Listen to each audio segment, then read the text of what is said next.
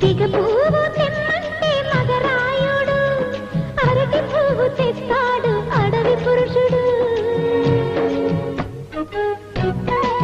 లలా లలా లలా లలా